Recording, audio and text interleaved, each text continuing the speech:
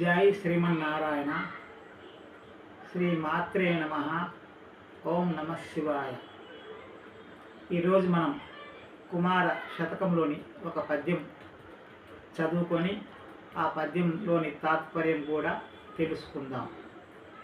చేయకుము కాని కార్యము పాయకుము మరిని శుభం భవని భోజనమున్ జేయకుము రిపు గృహంబున కూయకుమురు మనసు నొచ్చుగాథ కుమారా. పద్యంలోని భావం తాత్పర్యం. మనము ఎప్పటికైనా చెడు పనులు చేయకూడదు, మంచి పనులు చేయుటకు ఆలస్యం చేయకూడదు.